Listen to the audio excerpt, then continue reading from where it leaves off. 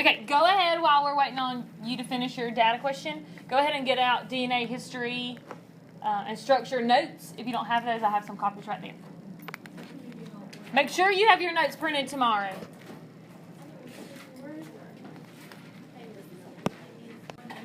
Okay, and here is your data question.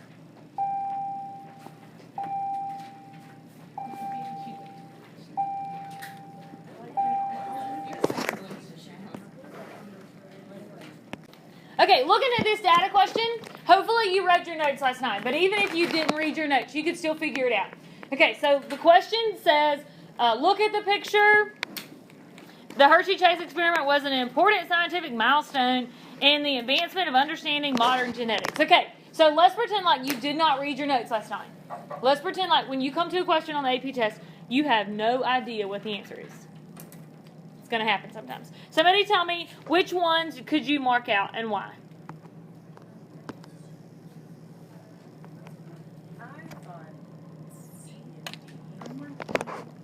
Okay, so we said C and D. Listen to this right here. On the bottom of the first one, look, it says the experiment showed that DNA was the ultimate source of genetic information. Is DNA the source of genetic information? Yeah, you learned that in the 7th grade, people. Okay, and then C also says that DNA was the ultimate genetic information. Yes? So B and D, proteins is not the source of genetic information. Before the 1930s, they thought it was. They thought that protein was what made you look the way you look. Wait, they thought that the protein in the bacteria was what made you sick. Well, it's not. It's the DNA. So it's the specific DNA in the virus or in the bacteria or in you that is your genetic information. Okay, so let's go with now A and C. Okay, so here's what you got to know to be able to answer the question. It says sulfur is in nucleic acid and phosphorus is in proteins. When I read the question, I honestly was like, amino acids, that's like, what's amino acid made of? Come on, make me proud. Carboxyl, amine. Does it say that there is phosphorus in a carboxyl and an amine? No, there's not. But what about in that R group that's got a bunch of elements? Maybe. Right? We don't know. The R group could be. So I was like, that's not the way I'm going to get this question right. Okay. What do I know? First of all, when you see from this point forward in your life, when you see the word amino acid, what do you think? DNA and RNA. From this point forward, if you see nucleic acid, think DNA, nucleic acid. I might have said amino acid. Nucleic acid, think deoxyribonucleic acid and ribonucleic acid. So nucleic acid means DNA and RNA. You got that? Okay, so what do you know about, come on, make me proud. What do you know about DNA? What's it made of? A sugar, a phosphate, and a nitrogen base. Bingo. Okay, remember we said DNA is made up of nucleotides. Nucleotides are phosphate sugar base. Okay, now read.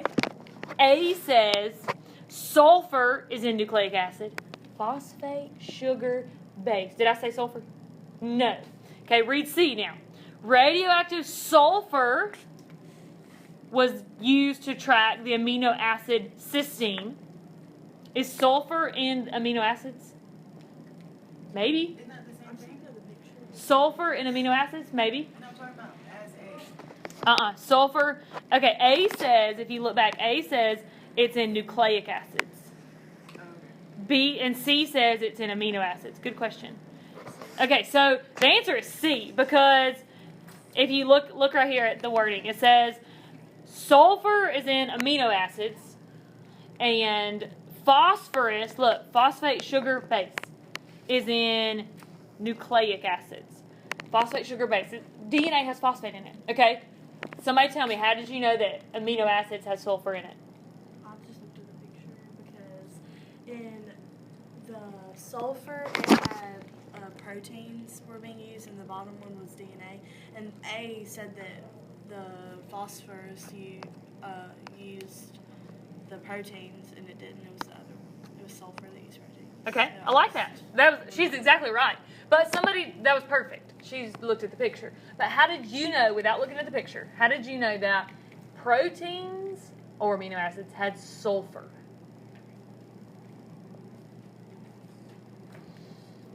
Go. I've read that online before.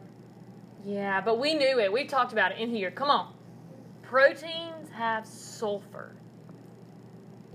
Christmas break is over, children. Come on.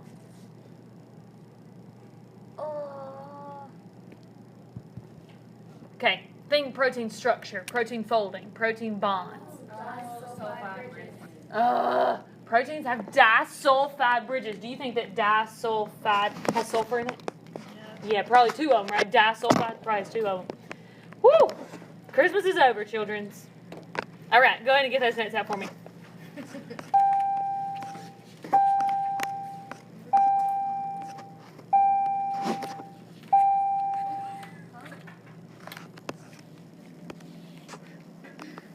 Okay, somebody tell me what you already know about DNA.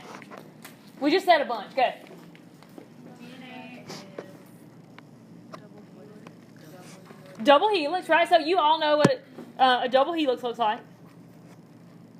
Good. What's it made of? Good. Nucleotides. If you didn't already know that, look at the top. It says DNA is made up of nucleotides. Remember that a nucleotide is a phosphate. Y'all remember right here cutting them out and taping them together? Do I need to make you do that 20 more times? No, I didn't think so. Okay, a phosphate, a sugar, 5 carbon sugar, that's why it always looks like a house, and a nitrogen base. Somebody tell me what you know about that sugar. What kind of sugar is it? It's a 5 carbon sugar, a pentose. Okay, what else? What's the specific kind of sugar? Think of deoxyribose. Deoxyribonucleic acid has deoxyribose in it, right? What about those nitrogen bases? What do you know about those? Ooh, I like that answer. Good job. They bond with hydrogen bonds. Did you know that? DNA has hydrogen bonds that zip up the nitrogen bases. So what are the nitrogen bases? Good. Adenine pairs with thymine. Okay, if you don't know that, write it out to the side. You need to write down nucleotides have phosphate, sugars, and bases. You need to write down the nitrogen bases are in DNA. A pairs with T, C pairs with G. All right, what are they in RNA? A pairs with U. Good job. C pairs with G. Always, right?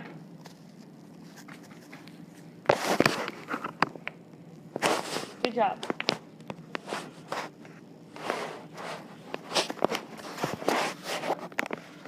Okay, if you look at the top of the notes, the first thing is Frederick Griffith. Okay, and you already know the story about Frederick Griffith. This is not right. Why is this not Frederick Griffith? Oh, I saw it. Okay, we're going back.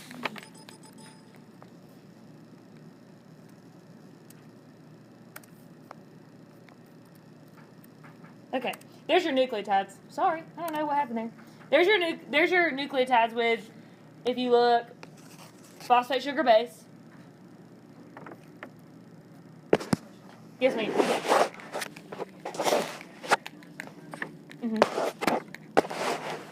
Okay, so Frederick Griffith is your first guy, and I'm going to kind of fly through this story because you already know it. He took a bacteria that was what we call pathogenic. What does that mean? Disease causing, right? It was what causes pneumonia. Okay, so he took the bacteria, put it in the mouse, and the mouse died. Not a very good story. Y'all remember this from last semester? Okay, then he took another bacteria, which we call non-pathogenic. Okay, well, if pathogenic means disease causing, non-pathogenic means, come on, you didn't have to take AP biology to figure that out, right? Okay, he took non-pathogenic, inserted it, the mouse lives. Next story. Okay, so those two stories are not very interesting. He took the pathogen, the bacteria that causes pneumonia, he boiled it. So it says heat killed right there. He boiled it, inserted it. Why is the mouse alive? Because it killed the bacteria, right? He killed it. He heat treated it. Okay, then here's where the experiment comes in. So pay attention to this last one. He took the heat-treated, which is the yellow one, where the rat lives, and the non-pathogenic one. He put them together, inserted it into the mouse. Why did the mouse die?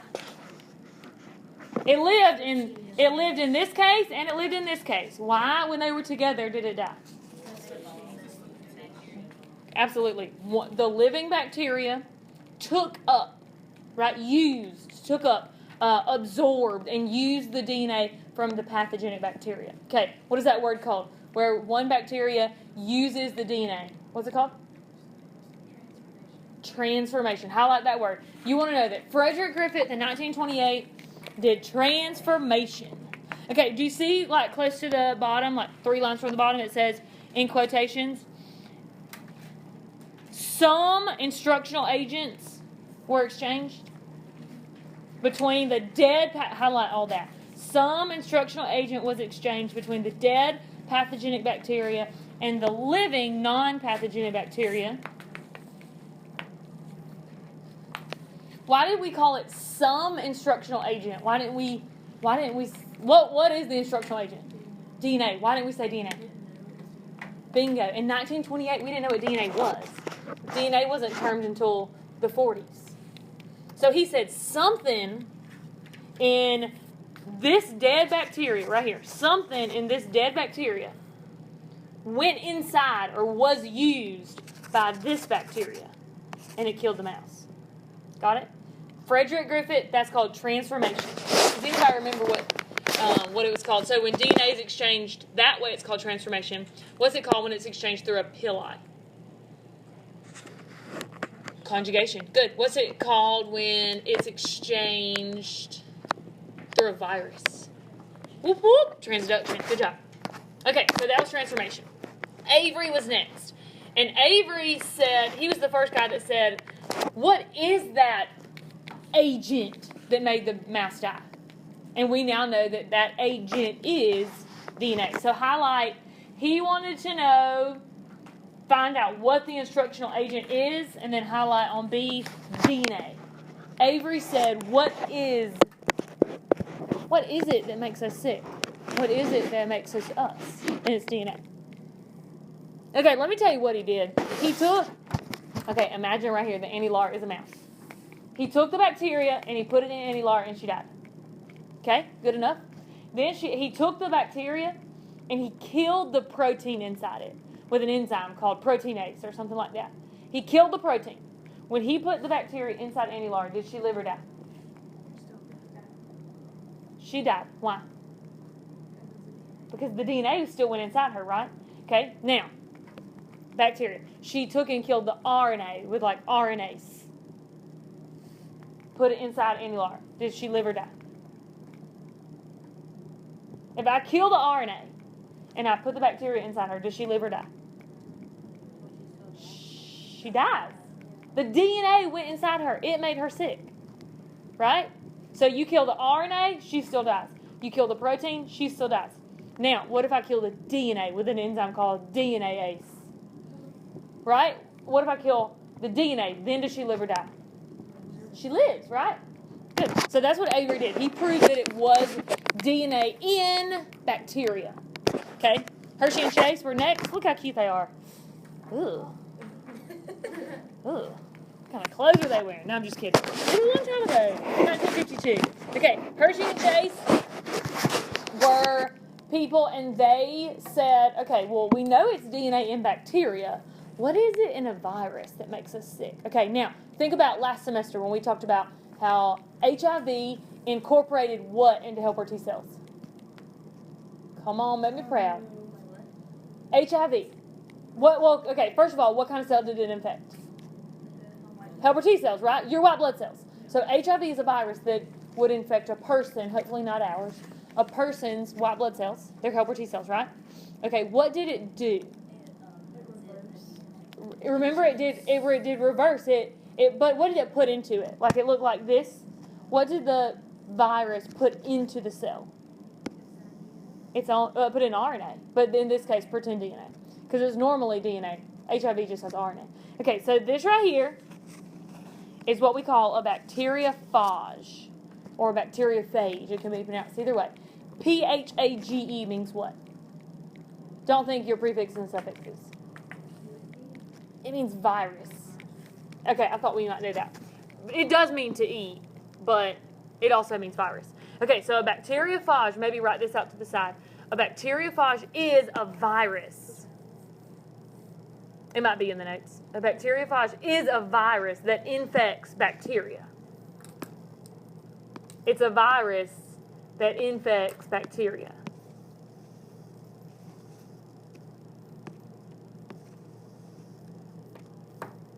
Okay, so this is a virus that infects bacteria. Okay, now look at the picture.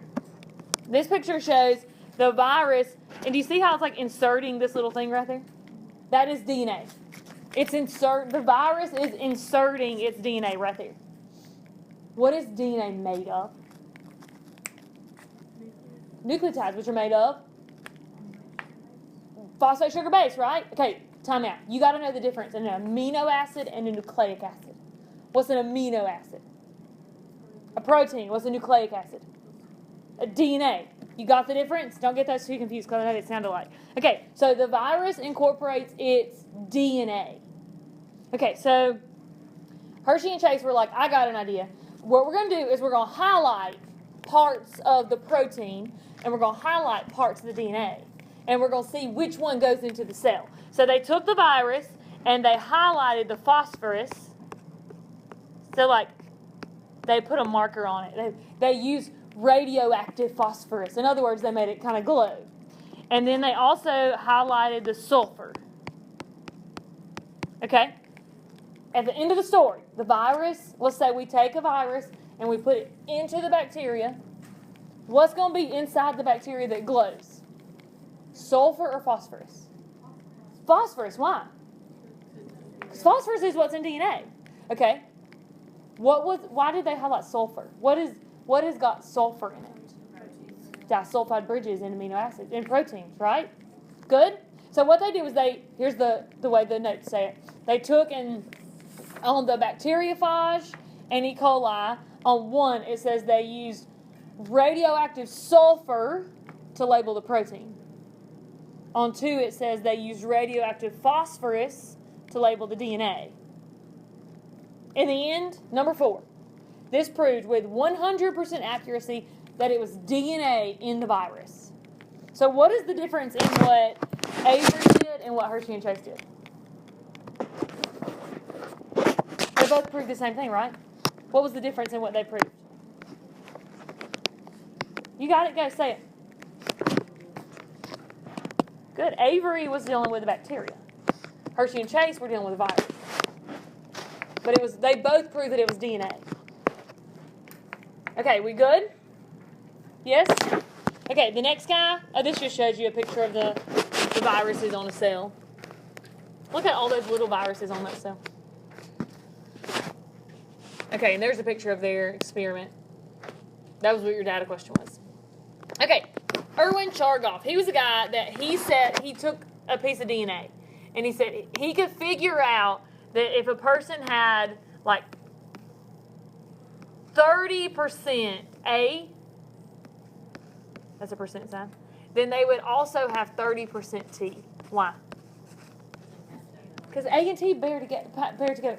DNA is so small, no one's ever seen like the A and the T paired together and how perfectly they fit. No, it's so small. But if in your DNA you have the same number of adenine as you do thymine, they figure they must pair together. Okay, now let's do a little thinking here. If somebody has 30% adenine and 30% thymine, how much cytosine and guanine do they have? Good job. Right? Okay, this right here adds up to 60%, right? So that means we got 40% to go to be a total piece of DNA. So this has to be 20 and 20. Y'all see how I did that? Yes? Okay, let's look at the example in here next. Don't look at it. Look at me. I'm sorry. Okay, let's say we figure out, this is just another example, that the thymine has 32%. Well, what's adenine going to be? 32. You sure? I need to work on my percent signs, don't I? Okay, what is C and G going to be?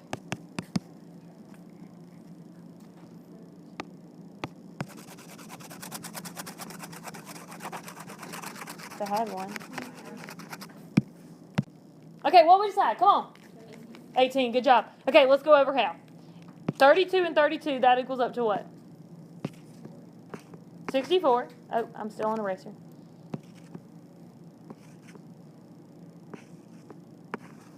Okay, 64 minus 100 is what? 36. Yes, we got 36 left. 36 has to go in C and G, so it's got to be 18. Yes, do you understand? Raise your hand if you got it right. You kind of figured it out. Good job. Okay, so Chargaff's rule is that A pairs with T and C pairs with G. Highlight that.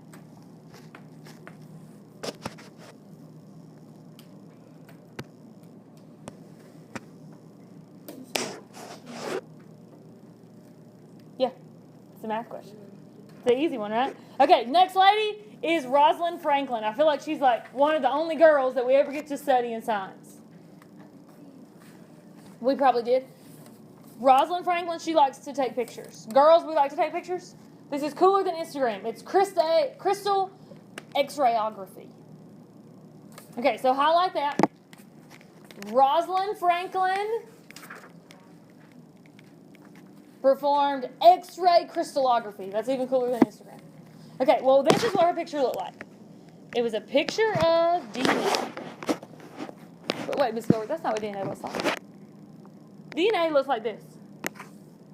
Oh, man. DNA looks like that, twisted, right? So what is that a picture of? What is this? Absolutely, it's looking down on it. Okay, think about this right here. If this is, I need a double helix. Okay, if this is the way the double helix runs, like this, up and down. Yes, and we're all looking at it. Her picture was over the top of it, looking down on it. So now it looks like a circle with an X in the middle. What is that X in the middle? The base pairing, right? Where A pairs with T. See, she's looking down at it like this. Does that make sense? So she's looking over the top of it. So looking at this picture, it kind of looks like DNA is a circle. But it's really not. It'd be like looking down on a pipe or something. Okay, so Rosalind Franklin, right here, how cute she is. She took the picture, X-ray crystallography, and she determined, or from her picture, we determined that it was a double helix. Got it? Women, we like to take pictures. Okay, next people, Watson and Crick. Okay, raise your hand if you've heard of Watson and Crick before. Probably most of you. Raise your hand if you've heard of Rosalind Franklin. Okay, not a couple of you, a lot of you actually. Okay, so Watson and Crick, I feel like, get most of the attention. They were the people that get most of the attention. But they didn't do an experiment. They didn't highlight phosphorus and sulfur, kill RNA with RNase, or they didn't do an experiment. Let me tell you what they did. They were at a bar one night drunk. Don't write that on the AP exam. That's not the important part of the story. They were at a bar one night and they were talking, and they were like, that Rosalind Franklin girl, she drew a picture. Let's see. She drew a picture that looked like this. This is not common bar talk, just in case you wondered. Okay? And that Chargaff guy, he said that A pairs with T and C pairs with G. So they were talking and they were like, what is this? And on a napkin, while drunken, with a pen on the napkin, they drew a ladder, and they were like, well, A and T and C and G have to pair together. But because it's a circle, it have to be helixed. Does that make sense? So when they got home and sobered up, I guess, they built a model out of pieces of like plastic and things like that. They built the first model of DNA that looked like that. And they won the Nobel Peace Prize. So they are the ones that got all the fame and glory.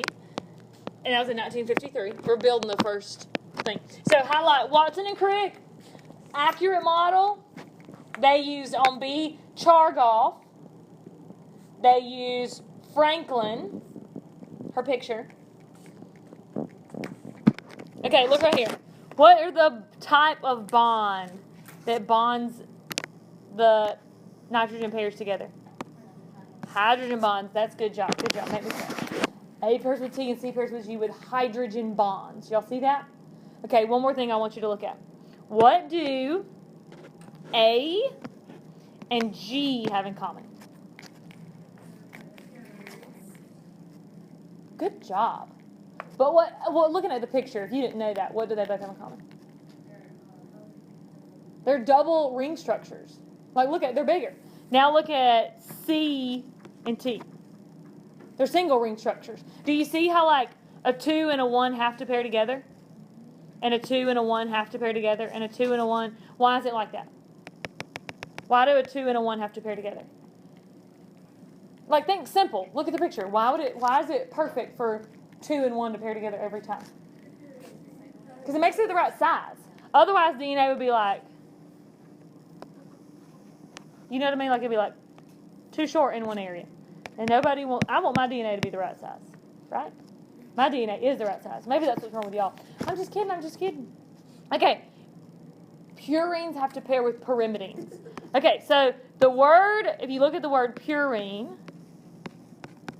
and you look at the word pyrimidine, do y'all see those words in your notes? Okay. Thymine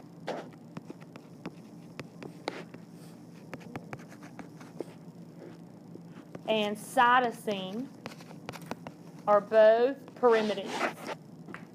Adenine, you probably going to have to write this in because I don't think it's on your notes. Adenine and guanine are both purines. All right, this is about to be a little hard. What do the word pyrimidine, thymine, and cytosine all have in common? Bingo. Oh, wow. I thought of that all by myself when I was in college trying to study. Pyrimidine, thymine, and cytosine all have a Y. Adenine and guanine don't. So they must be purines. Okay? Good question. Did y'all hear what she said? What about uracil? Which column would uracil fall in? It doesn't have a Y, so don't think that. It doesn't work that way.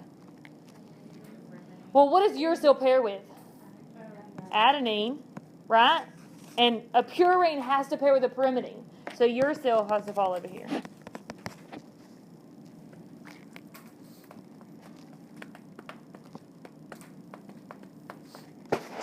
Questions?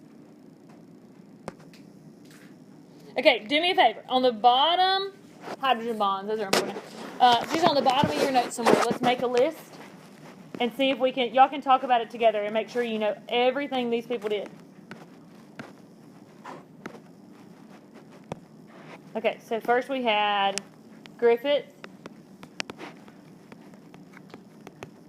Avery, Hershey and Chase,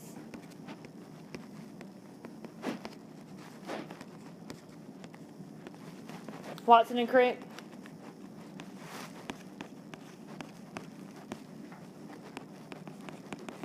Franklin, and Chargaff. Okay, take a minute, go through those and see if you can give me, like, you don't have to write it down. I'm not taking this up. Just go through and y'all can quiz each other. One sentence, what'd they do? Griffith did transformation. What'd this one do? What'd this one do? So just take a minute and make sure you know all of them. Okay, do me a favor. Put your notes away. Notes away. Get out a sheet of paper for your synthesis. Notes away. Sheet of paper out. Merry Christmas break is over. Aww. I don't think about it. Okay, synthesis question. Okay, time out. Everybody look at me with your eyes. On the midterm, we scored lower on the synthesis questions. Okay, here's what I need us to do. Me and you both. I'm going to work harder on the synthesis for you. Stop, read the question, focus on answering what is the question. Okay? Get an idea in your head and then write it clearly with detail. Okay.